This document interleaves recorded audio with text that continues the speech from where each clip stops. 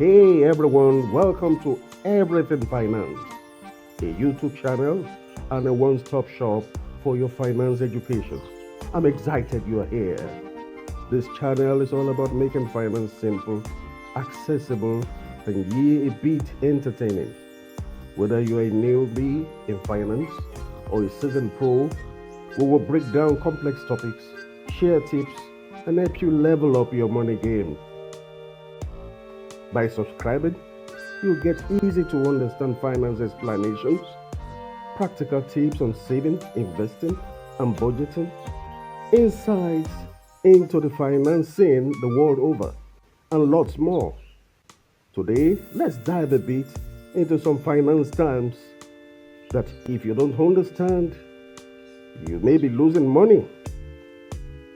Inflation is the first thing we are looking at. Inflation means prices go up over time. Your money stays the same. This means your cash buys less every year. If your savings are not growing faster than inflation, you are quietly losing money. Last year, 5,000 of your currency bought, let's say, a bag of rice. But this year, the same 5,000 buys more or less. You didn't lose money physically, but inflation reduced what your money can buy. Let's look at interest. Interest is the extra money you pay when you borrow or earn when you save or invest. Banks charge you interest on loans, but pay you interest on savings. High interest can work for you or against you. You borrow 100,000 of your currency from a bank and you must repay 120,000. The extra 20,000 is interest. But if you save money in a fixed deposit, the bank pays you interest instead. Savings is what we are looking at. Next, savings is money you set aside for future use. But saving alone is not enough. If your savings don't earn returns higher than inflation, their real value keeps reducing.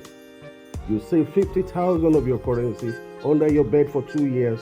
Prices rise, but your money stays the same. When you finally spend it, it buys less than it could before. Investment.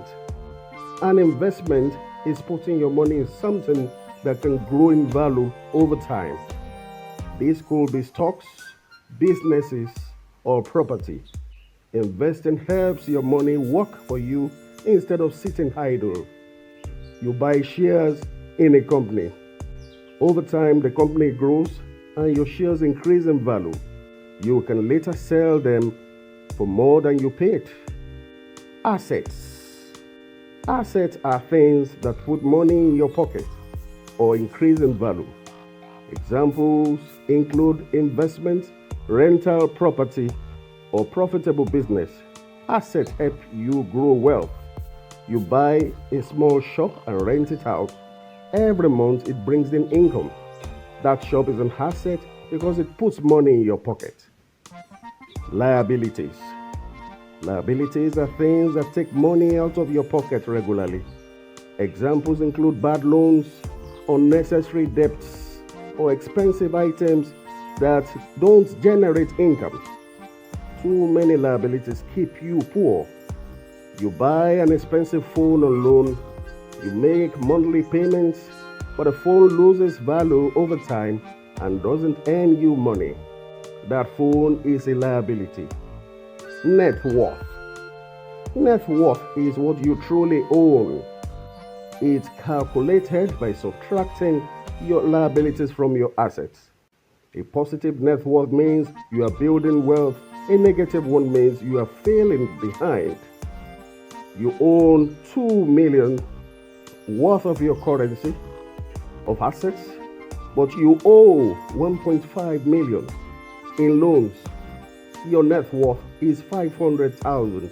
This number shows your true financial position. Cash flow. Cash flow is how money moves in and out of your life. Positive cash flow means you earn more than you spend. Negative cash flow means you are constantly struggling no matter how much you earn. You earn 150,000 of your currency monthly, but spends 160,000 every month you borrow to survive. That's negative cash flow and a warning sign. Diversification.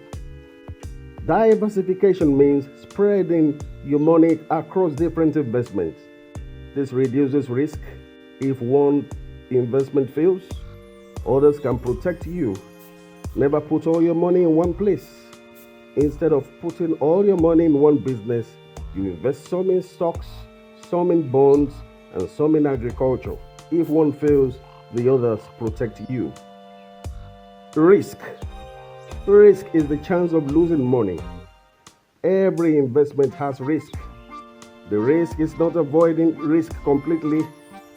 The key is that you are not avoiding risk completely, but understanding it and managing it wisely so you don't lose everything. You invest in your savings in one high return scheme, it collapses and you lose everything. That's high risk without protection or planning. Thank you for watching. Which of these finance terms confused you the most before now? Comment below and let me know what topic you want explained next. Don't forget to like and subscribe for more simple finance content.